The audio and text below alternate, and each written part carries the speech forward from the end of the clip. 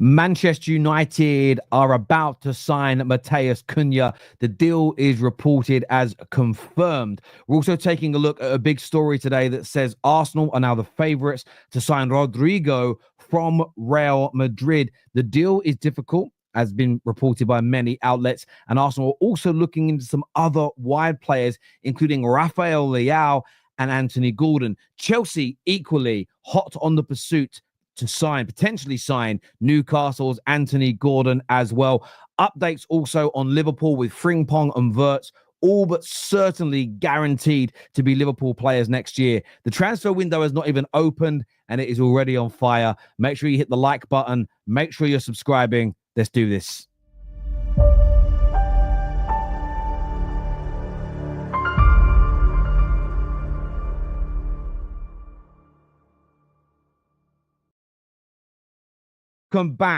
Welcome back to the Football Terrace. Please hit the like button. Make sure you are subscribing. Lots of transfer stories to talk about. A big statement today made by Ruben Amorim as well via his press conference that we're going to talk to you about. We're going to accept your calls on the show today as well. I'm going to post that link in the live comment section right now. You'll be able to see it. It's going to pop up. You can pin it. You can put it up on your screen. Well, you can save it. You don't put it up on your screen. I'll put it up on my screen. You guys can save it and get that done. Also going to share the link in the group chats now. 1 second, people. Let me just share this because I forgot to do it before I went live. Transfer phone-in show. Share the link in there with the boys. Put it into the members group chat as well. Remember, if you're a legend and super fan of the Football Terrace, that's what we call it, but legend category, you do go into our exclusive WhatsApp group as well. So if you want the links and things to shows, they're all put into there. Lots to talk about this morning. Lots of big stories. As mentioned, we're talking Rodrygo to Arsenal. We're talking that deal. We're looking at Gordon to Chelsea, the Wirtz deal. Napoli about to sign one of the greatest Premier League midfielders of all time in Kevin De Bruyne. Loads of stories to go through. Any questions you have, any stories that you want to speak about, feel free to put them into the comment section. Feel free to phone in and have your say on that as well. Good day to you, North Sea. I can see you. Mish, good morning to you, my brother. Hope you are well. Good morning to Oscar. Thank you for watching and tuning in to the show. Loads to speak about today. Loads to go through. And I want to start with Manchester United. I want to start with a deal that has been confirmed as per our title today. Deal agreed according to some sources. And it is here that done deal and confirmed that Matheus Cunha will become a Manchester United player for £62 million, payments in 3 installments. The contract will run until 2030. And there's a lot of expectations that this deal gets announced later this evening or the first thing Monday morning. Man United looking to push ahead with what has to be a very big, a very large, a massive summer transfer window. It just has to be. It has to be gargantuan. It has to be big. It has to be huge. And for me, I've said it a few times now, I don't need to keep repeating myself. Ineos is who I'm focused on, how they deliver. They've been very public in the last few days of talking about the necessity, and that's the word I use here, the necessity to add more goals and more creativity to this team.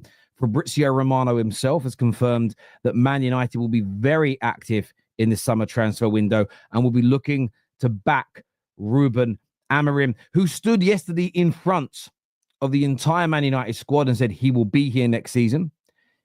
He has told certain players, including Garnacho, they will have to find new clubs. He hasn't been happy, along with a number of the Manchester United hierarchy, with the attitude and the behavior, not just of Garnacho, but a number of players since he arrived.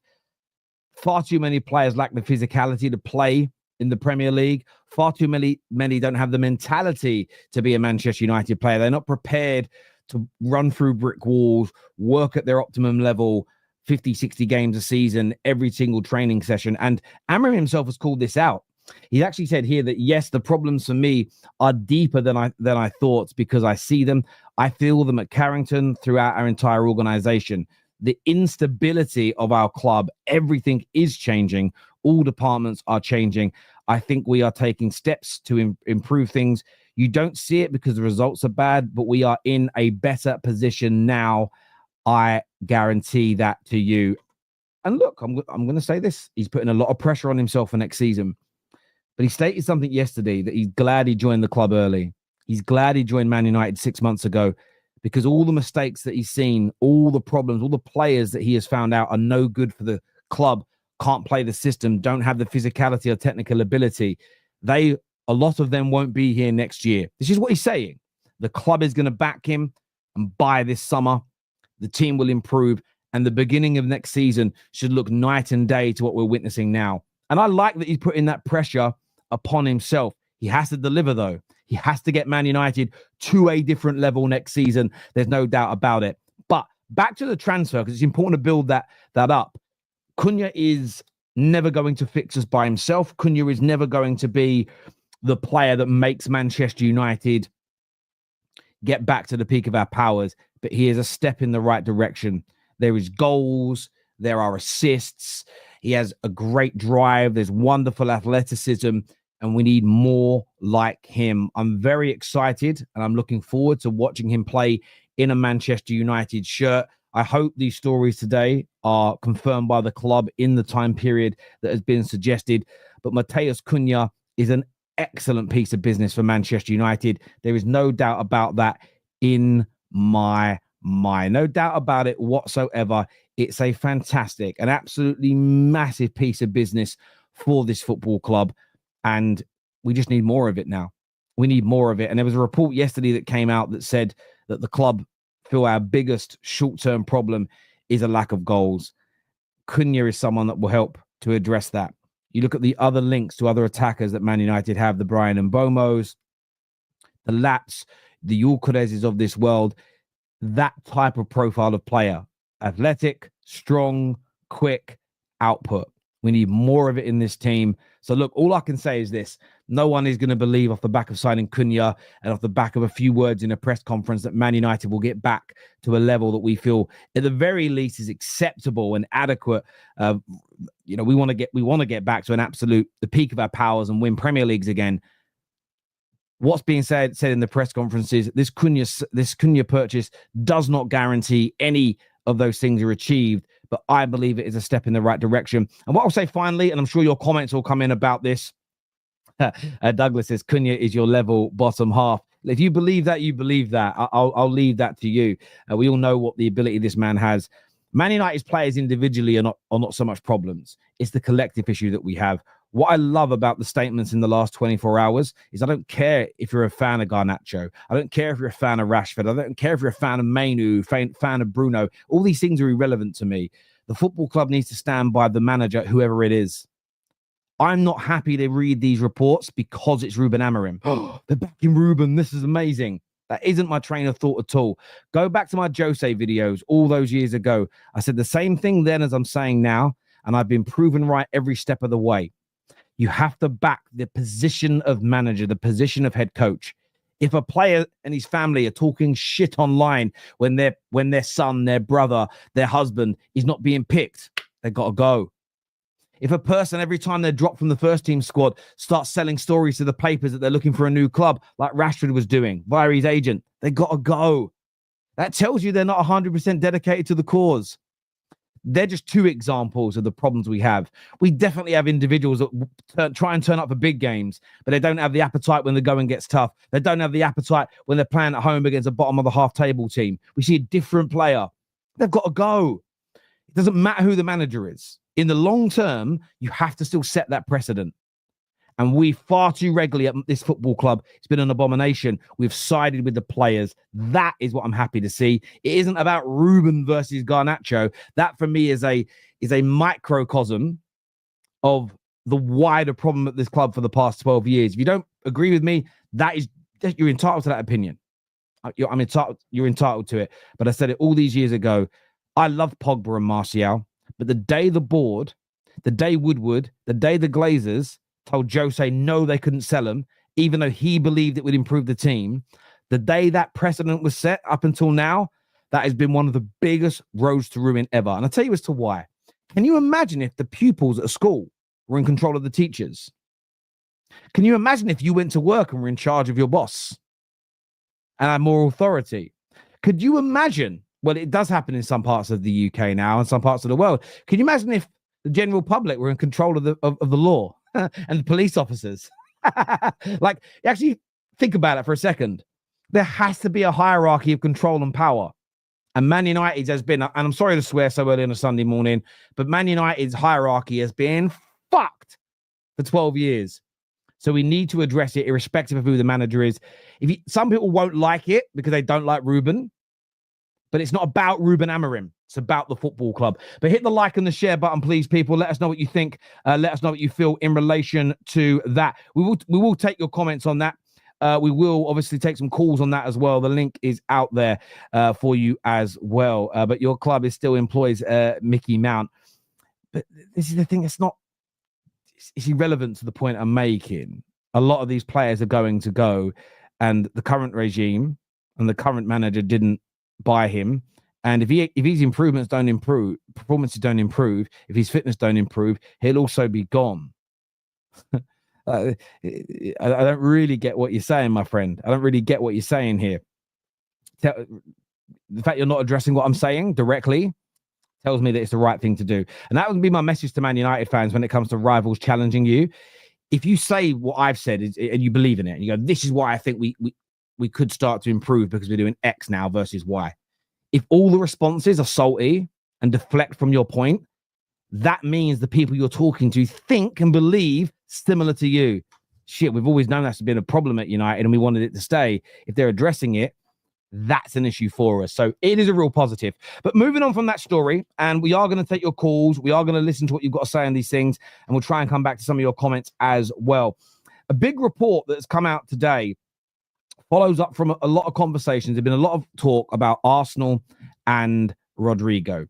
Now, what has been claimed in relation to this situation, let me just timestamp this for people that are watching the playback, thank you, is that it's a very difficult deal to get done. There was a story from Plattenberg yesterday that spoke that there was a little bit of an impasse, a little bit of a problem, because Rodrygo wants to be paid around, it's about £8.3 million net. That's after tax. A lot of people don't understand how the tax system works in England, especially for, football players. And football players in England are essentially, and I want to make sure I say this in the right way, they are what we call PAYE. They're just normal everyday employees when it comes to their salary.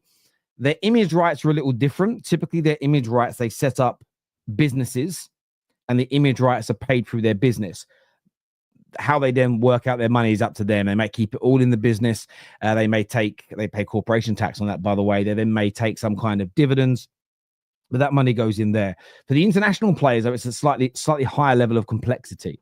So what you'll probably find someone like Rodrygo will do, he'll try and get as much of his salary as possible. If he's smart, if he comes to see me when I was in the bank, he'll try and get as much of his salary as possible into image rights, because there's a way for resident non-domiciles to offshore that money via like a fiduciary that they can have. So there's much better taxes. You pay a lot less tax on that than you would be in an employee paying your 45% tax rate. But that's another deep conversation for another day. I do miss my old job. It was fucking amazing. But he is looking for around £15 million, according to these reports, gross a year. That is £290,000 a week. Now, I saw a few gooners yesterday because they were given the wrong numbers, because the media was saying he's asking for half a million a week. Liars. He's asking for under 300k a week. He's currently on 200,000 a week, and according to the reports, he's asking for 290. I don't see why Arsenal can't negotiate that out. Rodrygo is better than Martinelli by a country mile. By a country mile. In fact, how much money is Martinelli even earning? Just want to put this into perspective, right? So if they're blaming Arsenal not getting in on salary, I think Arsenal fans are being lied to. So Martinelli's salary, this is off the internet, is 9 million a year base. So we're only talking here, just work out the difference, because we still speak about it in weeklies rather than yearly over here in England. So if it's 9 Is it 9.3 million a year, according to his website? Yeah, 9.3 million a year is his base. So what's that on a weekly level? 180. So let's say the report is true. Rodrygo, that is clear of Martinelli, wants £100,000 a week more than Martinelli. I don't understand why Arsenal would go, walking away from the deal, too difficult. There's a happy medium that can be found here. You know, maybe say, look, we'll pay you 250. Maybe these are your bonuses that put you past 300 should we be winning the league. And when I say we, for all of the idiots out there, I'm talking like I'm the Arsenal board right now. I don't get that. However, there's another report this morning that has come out that states here that Arsenal held exclusive talks with the representatives of Real Madrid winger Rodrygo regarding a summer move. All sides are keen. The fee thought to be in the region of 75 million. Multiple Premier League and Saudi clubs are interested, but Arsenal are currently the favourites. Now, you can also check that if you search Rodrygo next club odds.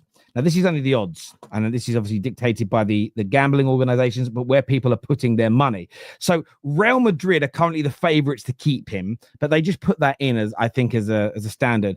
Arsenal are the favorites according to the bookmakers, followed by Man City, followed by Newcastle, followed by Chelsea. But the odds on him leaving, I mean, you go right down as far as Liverpool, who are on this list. They're coming at like 4-1. So there's a lot of money currently being bet on Rodrygo leaving Real Madrid this summer. So it's an interesting one. But when it comes to Arsenal's pursuit and potential deal with Rodrygo, what is interesting is the stories that are coming out. Because according to Santi, Berta has had a phone call with Rafael Leao. Whether that's been direct or via his intermediaries, it doesn't really matter. It's probably intermediaries around 10 days ago to discuss a potential move to Arsenal. He is on the shortlist and not the priority right now. There are other stories today that because of financial concerns, Anthony Gordon could go from Newcastle this summer. Arsenal and Chelsea, we'll come back to Chelsea later, have an interest in this player. They've also, of course, been linked to Lookman. There is Nico Williams. And what's really interesting about the change at Arsenal since Berta has come in is there seems to be some quite public links to players. Berta has had these phone calls, he's had these meetings. And I do believe this is sensible business by Arsenal. Sensible business in the sense that they're not putting all their eggs into one basket. No matter who you think is your number one priority. Let's say you think it's Williams. Let's say you think it's Leao. Let's say you think it's Rodrygo. Let's say you think it's Lookman. It does appear that you're having all these conversations. Now, the low IQ football fans will go, but they're all lying. Why are they lying? Well, because we can't be talking to Lookman and Gordon and trying to sign Rodrygo. Of course you can. Because most of these players have multiple clubs that want to sign them. So why would you only talk to one player? Imagine you need someone for a job. I need a new editor for the Football Terrace. I've had 15 people apply. I'm only going to interview one person. Why are you doing that, Terry? Because I only need one person. So I'm only going to chase the person whose CV looks the best.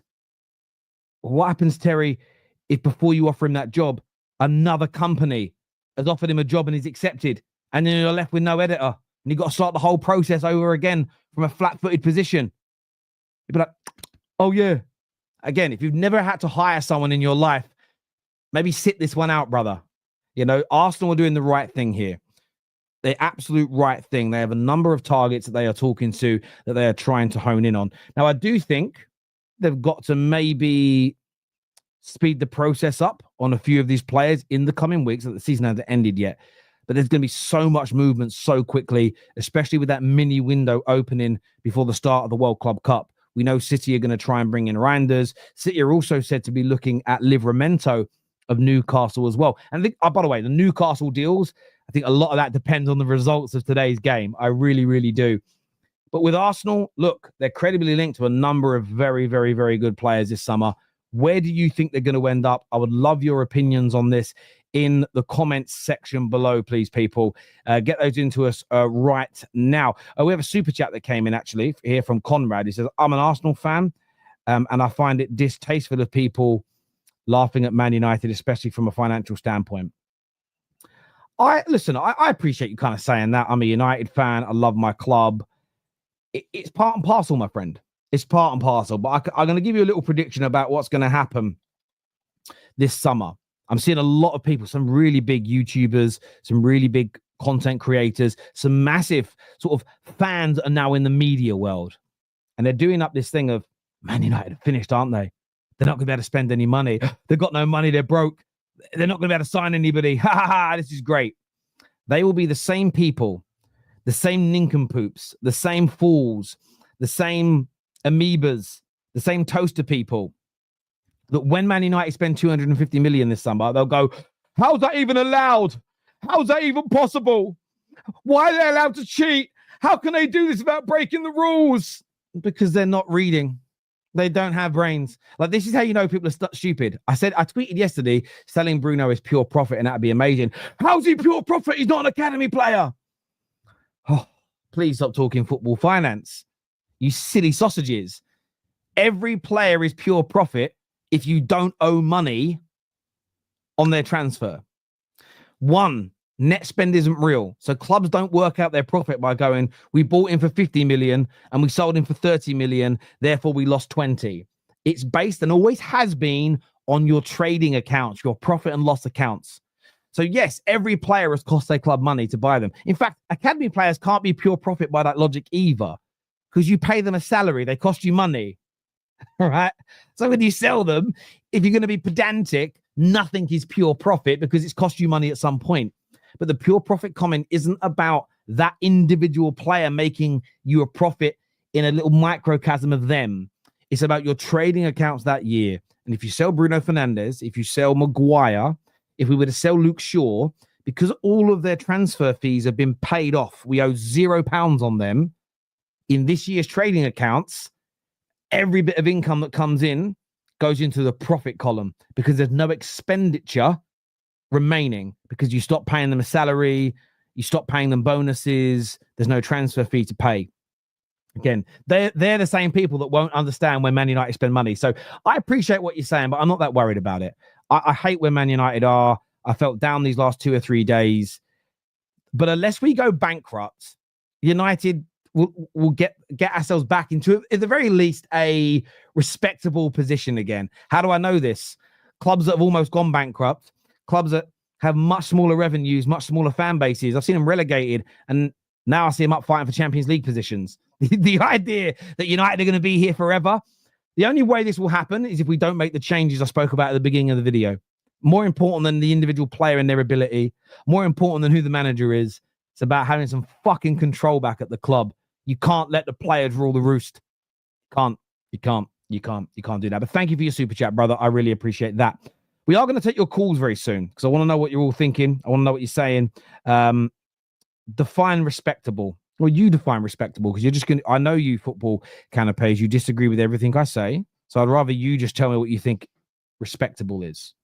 I don't want to get into a debate with you because you never agree with what I say. You always fight against it, which is fair. So I'd rather cut that shit out. You just tell me what you think respectable is, and we can all move on with our lives. We can do that, I think, if that makes sense. Congratulations to my Arsenal women, European champions for the. Yeah, they did brilliantly yesterday. I watched that game. I watched the championship final, and then I watched that before watching Minecraft with the kids. I thought Minecraft. I've never played Minecraft, so I didn't understand everything. But I really enjoyed the film. I thought it was quite funny. That kids movie, but it was very good. I enjoyed it. You are not doing anything for a while, Terry. Again, I don't know what that means. Specificity, please, my friend. Specificity, please. I don't get what it means. Hang on a minute. Have we got a bit of breaking news here? Have we got a little bit of breaking news? It's not breaking, but no, this is coming up. Someone put this in. I thought it was breaking. Did you work in a bank? You never mentioned. Yeah, people don't like it when I mention it. I don't know what the reason is, but it's relative, though, to a lot of the conversations regarding football, especially to our younger audience. And I get a lot of nice messages about it. Some people hate it, but my message to those is stop watching. Because, of course, I'm going to reflect on my life when talking and giving you my personal views on things and why I think them and what's formed those opinions. If you don't like it, you don't need to watch the Football Terrace. No one, do you know what it is? No one's ever begged anybody to watch. I ask you when you're watching to hit the like button. I do that. If you want to call that begging, feel free. Again, I won't be offended. I'll finish the stream and what is it I'll do? Yeah, I'll get on with the rest of my life. Cheers, Shawnee. I know you're having a bit of banter. I know. Another big story today that I wanted to touch on was the Anthony Gordon situation, but I wanted to look at this more from a Chelsea point of view because I see Arsenal linked to him. I don't think Arsenal are going to get anywhere near him personally. I really don't. I think for me, and in my opinion, this is something Chelsea could jump on. Chelsea were interested in him before Newcastle got him. And should Newcastle, I don't think they will, but should Newcastle miss out on Champions League football, this could be a transfer that Chelsea are all over in a very, very, very big way indeed. And I think it would be a phenomenal piece of business. Barring Palmer, we know he's had a bit of a poor few months, but we know his qualities. Gordon is superior to every other wide player that Chelsea Football Club have. He is a massive upgrade on all of them, in my view. Neto's very talented. Output, still a bit of a problem there for me. But when I look at Gordon, I don't even think Gordon's come into his pomp yet. And it's such a talented player. The only element about this story from Caught Offside that I'm a little bit, if they've got financial problems, is Gordon really it? Not financial problems, more FFP. They want to invest. And again, you sell someone for 75 million, you might be able to extrapolate that and spend nearly 200 million because you can amortize players. So I understand the maths behind it, but I don't get it. I don't know why they would sell Gordon at this point. I don't know. What do you think? I know he's been out of the first team since he got sent off. But that's only because Barnes has kept him out. And I love that meritocracy that Eddie Howe has been promoting. But I don't personally see it myself. But there we go. On Liverpool, Fabrizio Romano gave a big update today. He said everything is signed between Liverpool and Frimpong, but a delay in the announcement, maybe because the club planned to announce him alongside Wirtz. And look, I did see a few Liverpool fans sort of online sort of talking about the Frimpong deal, the Wirtz deal. Why hasn't anything been announced yet? And this could be true from Fabrizio, that they want to announce both at the same time. I don't even know if it's as simplistic as that. I just think they're waiting for the season to end. This next couple of days for Liverpool is about lifting the trophy, their parade. I think it's all about keeping the attention on that. One thing that is true, and I know some football fans hate it, but it's true, is that Liverpool will want to create a fanfare. Liverpool will want to create a lot of traffic towards their social media sites and in turn their websites the day these deals are done. So why announce them in this little period as your team's building up to lift the Premier League trophy? I'm sure there's going to be a parade. Why would there not be? They're going to go on a parade. They're going to get all this social media traffic. By the way, this is all about money, and there's nothing wrong with making money. Your football clubs need it. It's why you're able to buy Wirtz. You know, this is why when people go, I hate my club doing PR and selling shirts and trying to make money. What? And then you moan they don't have enough money to buy the players you want. Again, it's just, my head just goes, da, da, da, when I hear people say that. So Liverpool would be stupid to put the Frimpong announcement out this morning, and then the fanfare from that gets swallowed and eclipsed by the lifting of the trophy later. You've got to be careful. You've got to be mindful with when you release things. You really, really do, because you can kill its momentum. So I wouldn't be worried at all if I was a Liverpool fan. Frimpong's done. The reports today that the Gyokeres personal terms are agreed. Once personal terms are agreed with a club, 9 times out of 10, the deal goes through because the player's head has been turned. They're going to get Wirtz as well, aren't they? Excuse my language again for Sunday morning, but these motherfuckers are going to get Wirtz. For me, the only other time I saw something that was like this was when Man United won the league in 2007, and then we signed Hargreaves, Nani, and Anderson within the space of like a week or so of the season ending. That's what it felt like. Might have been a bit longer, but it felt that quick. Owen Hargreaves in 2008 was a colossal signing. None of us knew who Nani and Anderson really were. There was a little bit of buzz around Anderson. This is better. Objectively speaking, this is better.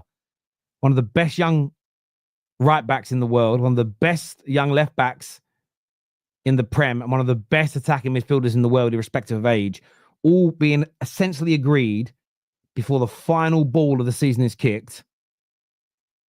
Fuck me. To quote the great Gordon Ramsay, fuck me. Fuck me. It's genuinely, it's painful. It is painful. It really, really is. But yeah, phenomenal business from them. Another big update as well that I wasn't shocked by this, but I was actually glad to see that he wasn't going to Saudi for whatever reason. There's no disrespect to the Saudi leagues. I'm hoping for some big money from Saudi this summer. Listen, Onana, Cass, Bruno, come take 200 mil for the lot. We got a deal, yeah? I'm kind of glad to see KDB still play in Europe. Nothing to do with Saudi league per se, but because he said he's got more to give. He said, like, there's almost been a little bit of annoyance in KDB that he's leaving, that he still thinks he can do something for Manchester City in the Prem.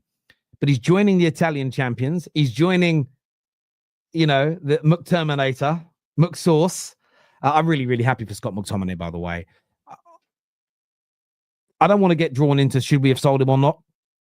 I saw him playing central midfield in the Prem for a long time. Not particularly great. Different football in Italy. He just seems to suit it perfectly. We would do this as football fans.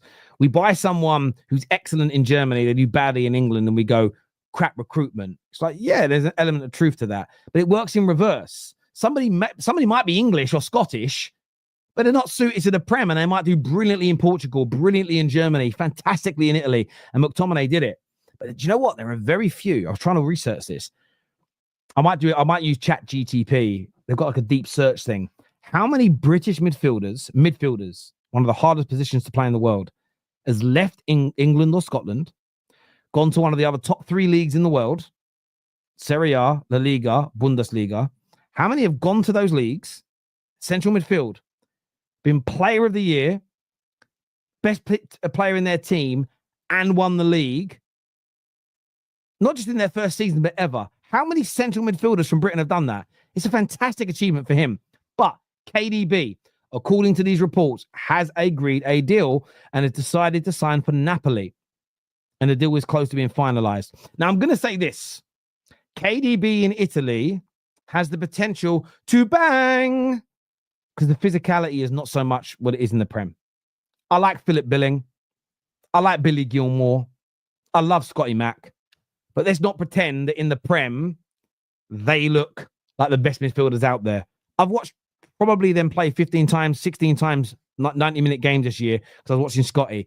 And I was watching them play, and I'm like, they look so good in Italy. KDB, yes, he's getting on a bit. But this man in Italy could be something else. I think physicality-wise, how he's dipped in England, you'll see an advancement over there. Plus, there's a lot of workhorses around him in that team. I think he'll flourish. I think he'll flourish under Conte as well. I think he'll do a very, very good job indeed. So some excellent business there by Napoli. Congratulations to them for winning their league title as well. And I did see a few people, but look how quickly they turned that. Listen, there's a few things in that. I got a message from a United fan yesterday. It says, Terry, are you going to speak about how they went from 10th to winning the league? Could we have a season jump like that? Firstly, 16th and 10th are different by, 6 positions, but it's different. But what you can't, and there is something to be encouraged about by this, selling some of your best players and winning the league. Great. But we also can't forget that this club only won the league 2 years ago. And people do this a lot, right? Oh, well, I've seen this club come 10th and then win a league a year later. My club can do it. Yeah, but what happened in the 3, 4, 5 years before that? From a Napoli perspective, like under Antonio Conte, it wasn't phase 1 of a complete and utter club-size rebuild. We need a manager to come in and re-galvanize us, because the fallout with the president and the manager and some of the star players essentially ruined their season last year. So what I've seen, and Conte deserves credit for this because he's helped to fix it, he's just seen an excellent team have a dip of a year, not a club that's been dipping and dipping and dipping for 10 years, suddenly shoot back up to the top. The scenarios are different. Again, there's a lot of YouTubers and a lot of TikTokers that won't be able to break that down for you. 1, they're either lying, or 2, they just want a point score. But yeah, there is inspiration to be taken, but don't try and think that's going to happen to Man United next year. If it does, I'll go, oh, it's wrong. I'm so happy. But I can't see there being a jump like that. Even if we sign 10 brilliant players this summer, I don't think there will be. It's going to take a little longer. But yeah, well done and fair play to them. So before we take your calls, a recap on the stories that we've been through today. We're going to go to a few comments and take your calls. First story of the day that we spoke about, according to reports today, it's a done deal and it's confirmed that Manchester United will sign Matheus Cunha. I'm very, very happy about that. I'm very, very excited about that prospect. Lots of reports today of new wingers being linked to Arsenal. Berta speaking to Rafael Leao and Lookman, and multiple reports still claiming that Arsenal are the favourites to sign Rodrygo. Also reports that Chelsea and Arsenal are looking at a deal with Anthony Gordon. I want your views and your opinions on that. Plus, let's have your say on Jeremy Frimpong and Wirtz. Slight delay in an announcement, but we know why that is. They're going to become Liverpool players. Want your views, want your opinions on this. Get your comments into us right now, people. Let's have a little look at what's been said this morning. This here from Guess Who says, Cunha would be a disaster for Man United. The guy has disciplinary issues, and the last thing United need right now, that's going to be fireworks between him and AMorim.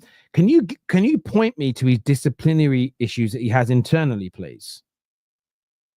Can you show me what that looks like? And please don't tell me how he's forced the move, because I remember a certain Van Dijk forcing a move from Southampton to Liverpool to a point where it got reported to the authorities, and he's been lovely at Liverpool.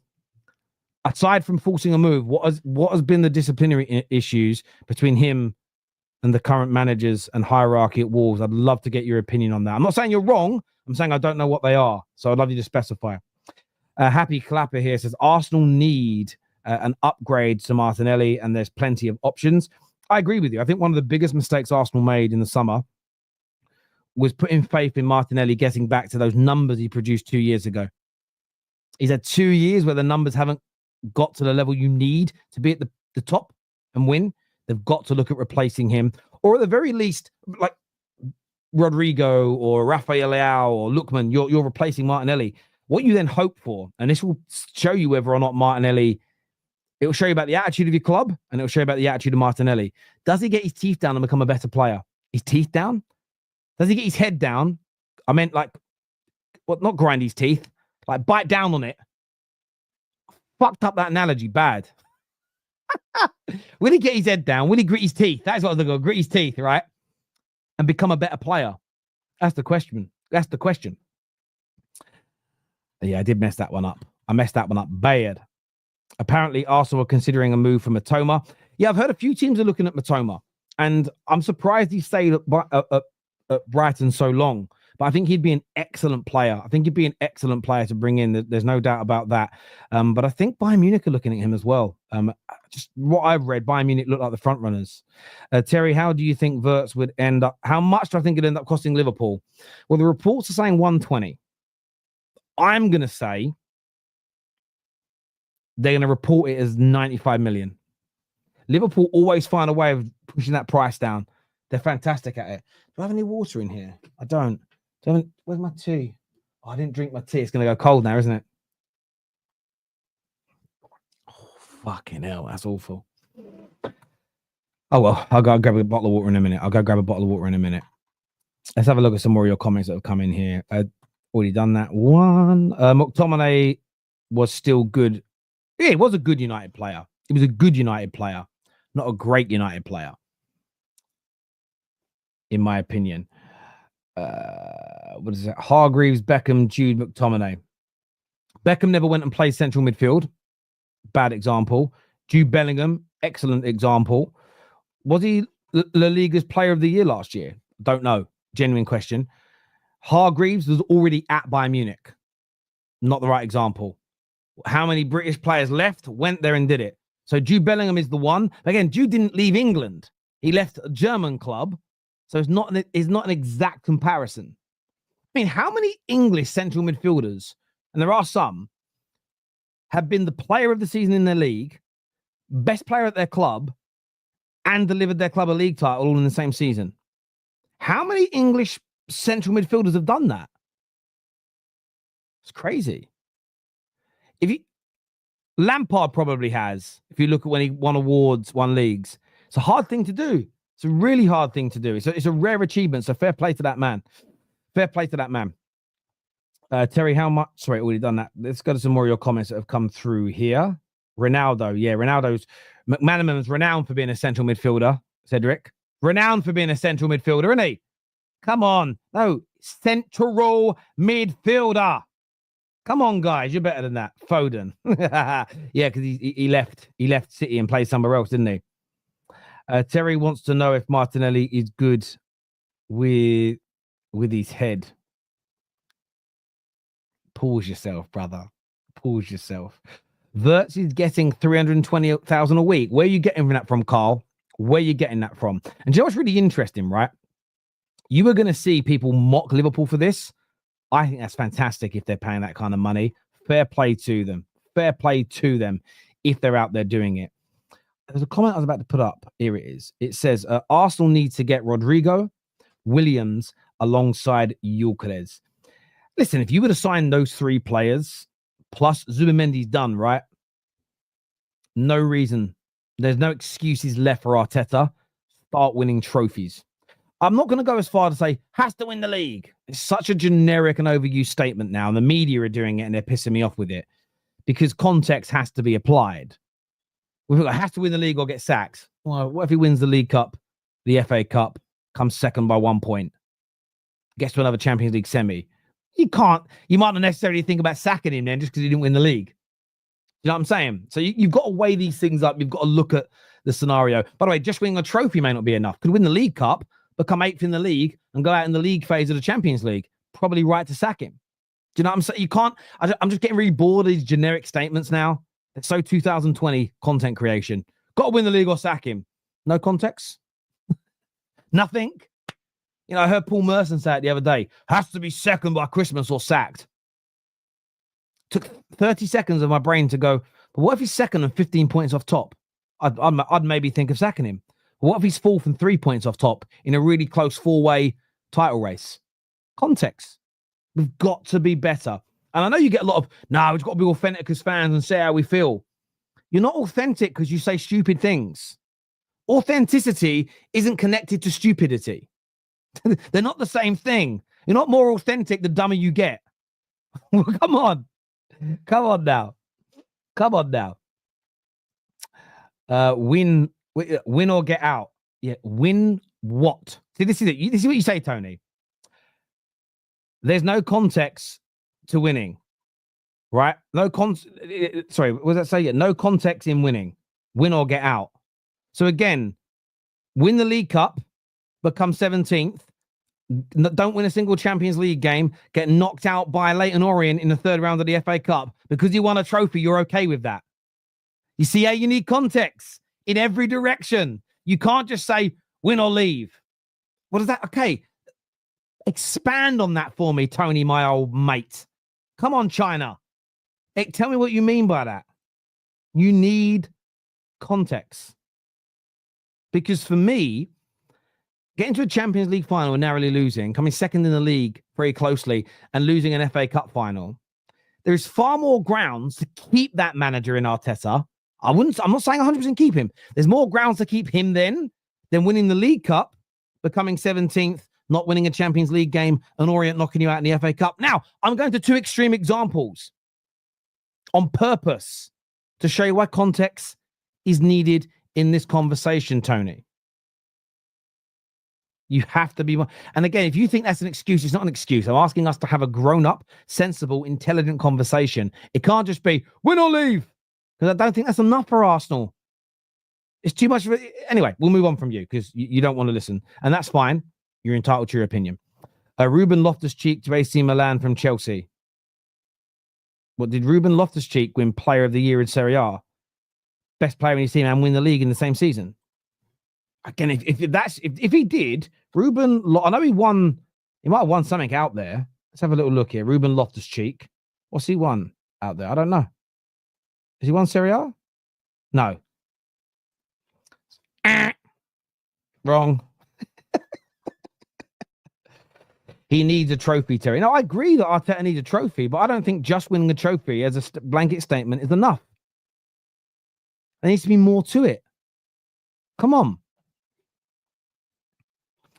Terry, you're asking the internet to have an honest debate. Not going to happen. And to be fair, plenty of your panelists can't do it even. I call them out, bruv. I call them out. I just want a bit of, you know, the thing is, I want people talk about, you got to be authentic, Terry. Can't make people not be authentic. No, it's not authentic to just say, win a trophy or leave.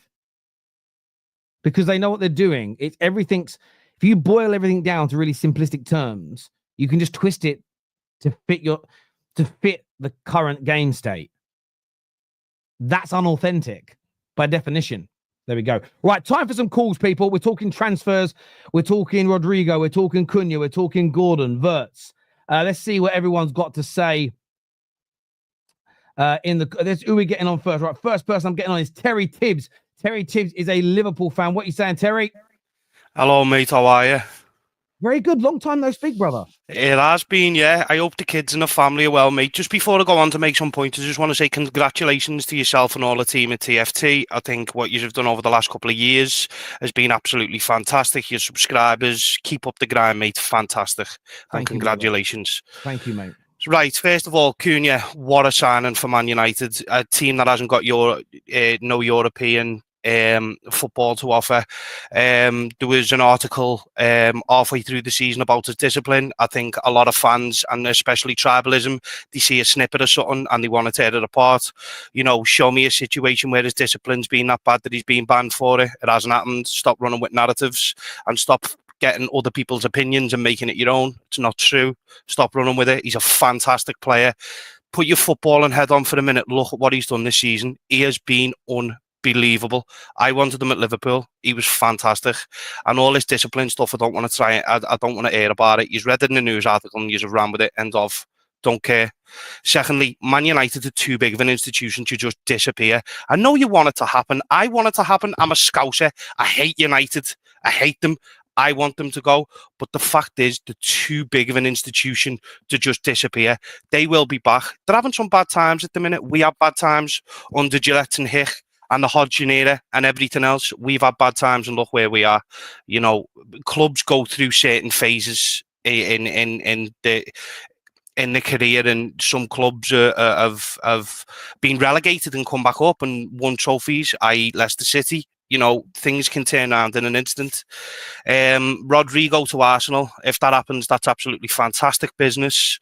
I think if they do get Rodrygo and they do get Gyokeres and maybe a left winger in as well as Zubimendi, like you said, absolutely zero excuses for them not to win a trophy in the upcoming season. I think what Arsenal have got at the minute is an absolutely solid foundation with the team that they've got. Saliba's fantastic. Gabriel's fantastic. Raya is a good goalkeeper. Okay, he's had some shaky moments, but they've got a really good spine there, and they need to build upon that with more goals. I think if they get the likes of the Rodrygo and the Gyokeres in, I honestly think they'll challenge us and City for the league title. Now, on to me beloved Liverpool. So the guy that sent in the chat, that Kyle, it has been reported in the last couple of hours that it is 20 million euros over the, and it works out at 17 million a year, which translates to 325,000 per week that he's on. Wow. Which is phenomenal business. And also there's talk that within, because I go on the Anfield sector on Twitter and I go on their playback shows and stuff like that. So the talk of it is it's 85 million for Wirtz, plus either Kelleher or Elliott going the opposite way. Right. So that's where the sort of figures coming from. Now, if we get Wirtz for 85 million plus either Kelleher or Elliott going the other way, that's deal of the summer. Before the summer's even started, that is deal of the summer. Just on that, I wanted to say as well that, so again, I wasn't calling Carl out. I didn't know where he got the news from. For me, Liverpool have done this weird thing for a long time, Till, and they do this thing where they don't quite spend maybe the salary that a Man United in our pomp would or Real Madrid do. And it's always, I've always felt there's been this sort of like celebration behind a mask of tears of, oh, yeah, we don't do that. We're not like that. We're a working class club. Ha, ha, ha. I actually think on seeing this news that you're landing a player reverts his current ability and potential for a deal that's going to be worth over 100 million when you factor in the value of a Harvey Elliott plus the transfer fee, and you're willing to pay him like top end wage levels. I think that sends a message to your fans, which is just this club is serious about maintaining the league title and winning even more. And that for me is a much better way to feel than I'm going to pretend that we're a really humble club by not paying stars the going rate in salary and missing out on them. I actually think in your heart of hearts, this is what Liverpool fans all want to see. Absolutely. I think in terms of the market as well, I think the market of football has changed in the last 10 years. We've seen that when PSG bid 235 million for Neymar or whatever it was. I think that was one of the turning points within the market. And I think that the market has changed drastically in clubs that traditionally, bought players that are maybe not, say, a marquee signing and built them up. I mean, we did it for years. I mean, Luis Suarez, Fernando Torres, Xavi Alonso, Mascherano. We've done it for years with players that the people knew their names, but they weren't world beaters and they weren't linked with massive clubs. And then they've came to Liverpool, they've progressed and then left. I think that as a club now, we need to start making these marquee signings. We need to start doing this because in 1920, when we won the league, we didn't spend the year after, and it cost us drastically. But one of the main factors in all of this, and what people seem to forget about, is Michael Edwards. That man could literally sell hair to a bald man. He is so good at his job. He is unbelievable. And him and Jurgen Klopp didn't see eye to eye. Now, a couple of years ago, Edwards wanted Isak.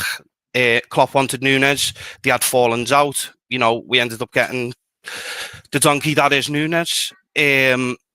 But Edwards and Hughes have been getting a lot of stick over the last 12 months from people within inside our fan base. And,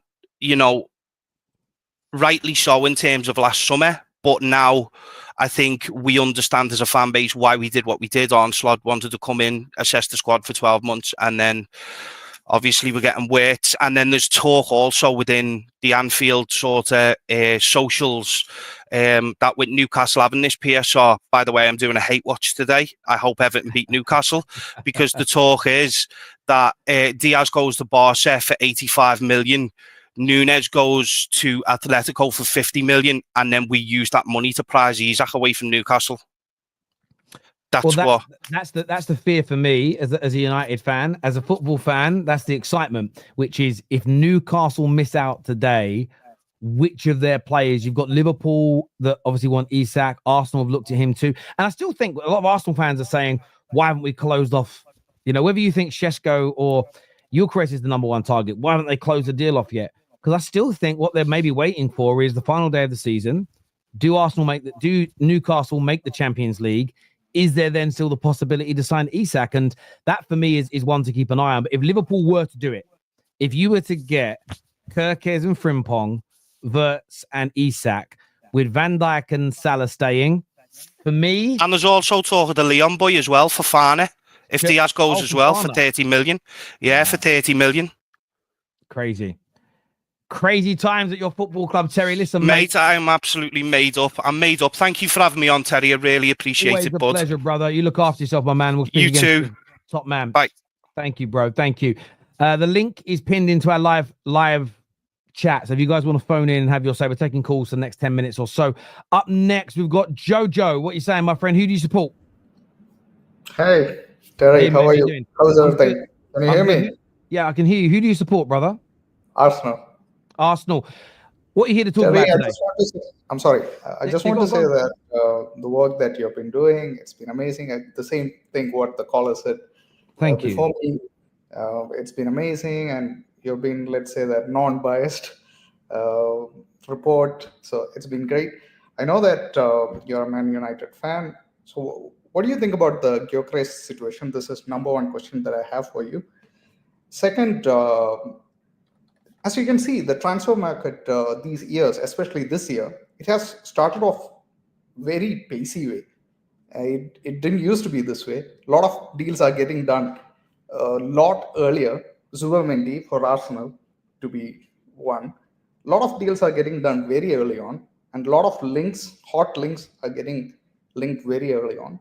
What do you think this is happening? This is I think this is a new trend, if I'm not mistaken. So if I'll answer the first question you posed about Gyokeres. I think Arsenal are currently the favourites. I believe the reports in Portugal, because to this degree, the Portuguese press don't care about saying it's an official or unofficial bid. They don't care about saying personal terms will be no problem. They just say personal terms are agreed.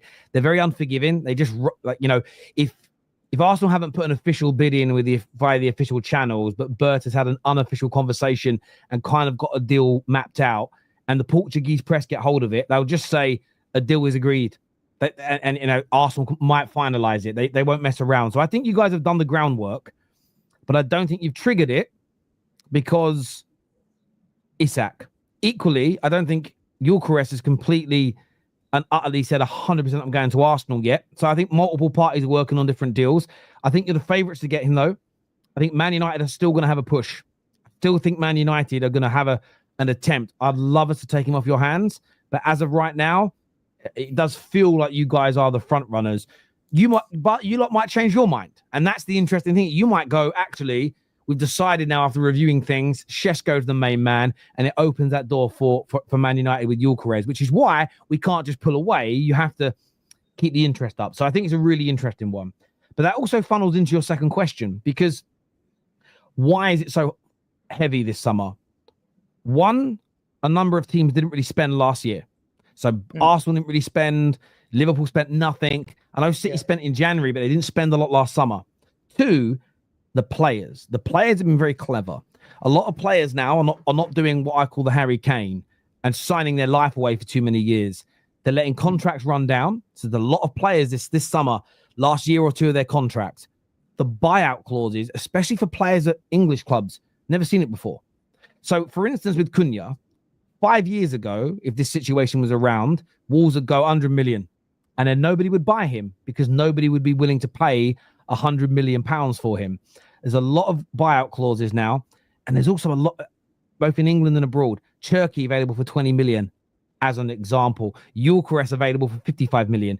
Gyokeres, in a normal circumstance with the season he's had, you'd be looking at 110, 120, which puts people off because they go, well, we need 4 players this summer, and that's going to take up 60, 70% of our budget. So they don't do it. So I think it's a combination of lots of teams didn't spend last year, and there's lots of players available for very... You think about Joan Garcia, 20 million they're saying he's available for. Delap available for 30 million.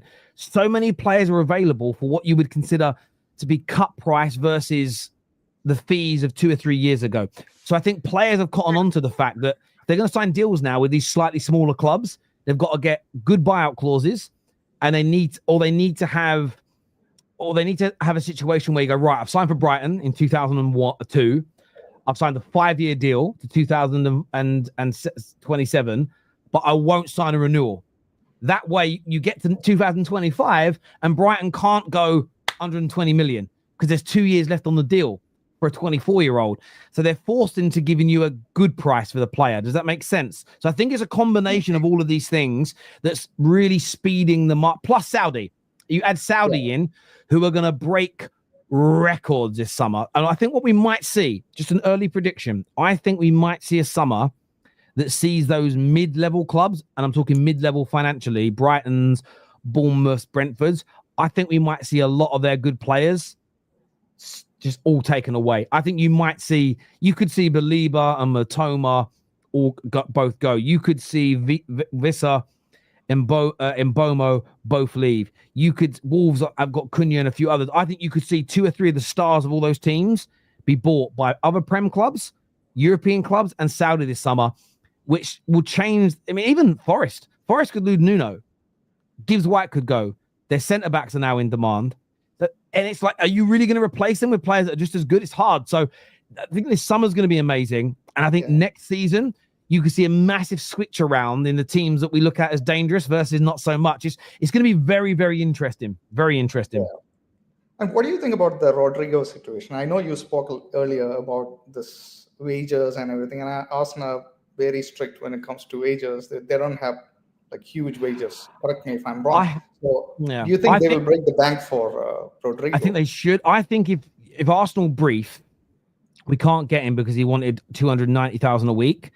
That brief's not true. He said no. I think that will make him the highest paid player in Arsenal. The thing is that you some will argue, well, he hasn't done as much for the club as Saka, so why should he be paid more? My argument, if you look at Howard's payment, he's a winner. He's a winner.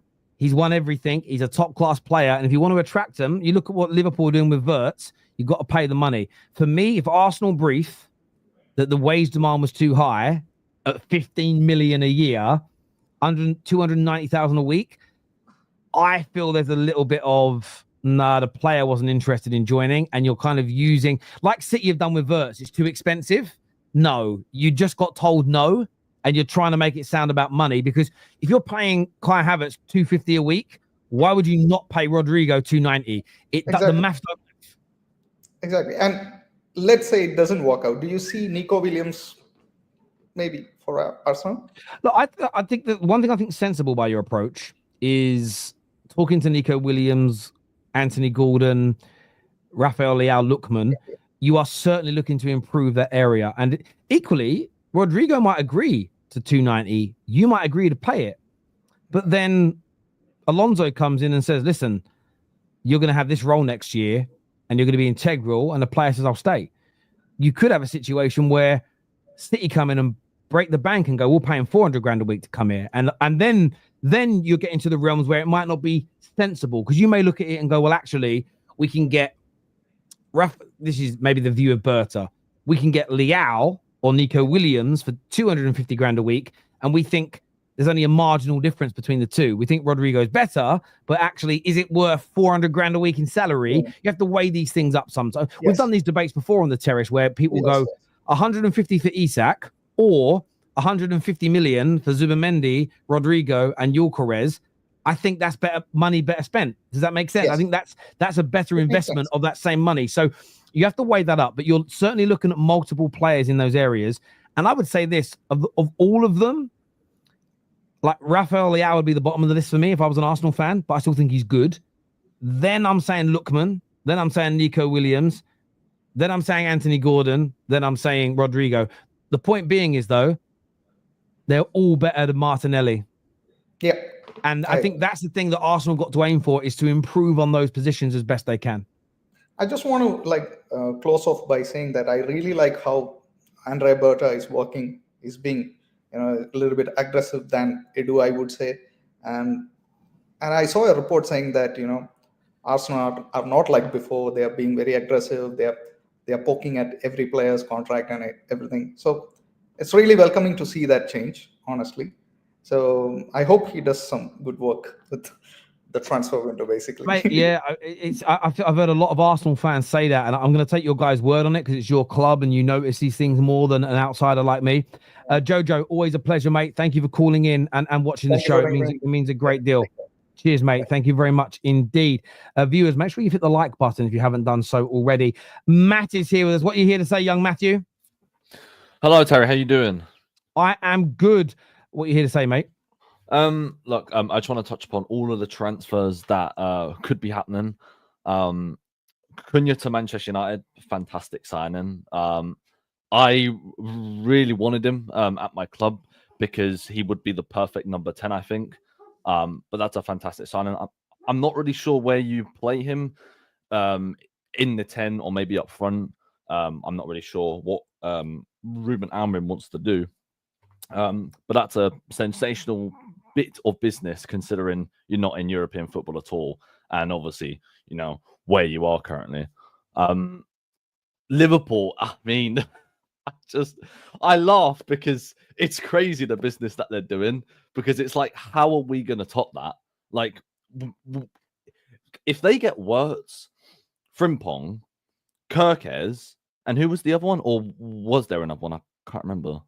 Gyokeres, Frimpong, Wirtz, and they are aiming for Isak as well, according to what Terry told us today. Yeah.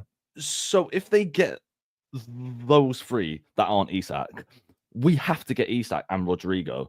Like, that is a must, because I don't understand how we are supposed to, go head to head with that, because that is just a crazy bit of transfer business, and the window's not even open yet. So fuck knows what they're gonna do for the rest of the window.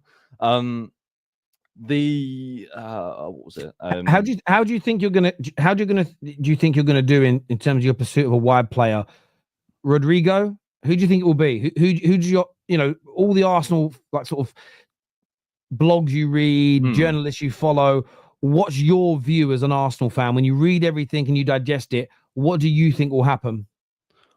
I've got a really good feeling that we will get Rodrygo done, because I just don't see us obtaining Nico Williams. I don't know why, but it just seems that all of the links currently, and it is pretty concrete, that it all points to Rodrygo and that Nico Williams is the alternative. And I just have a feeling that we will get Rodrygo. I don't know why, but I just have a feeling that we will.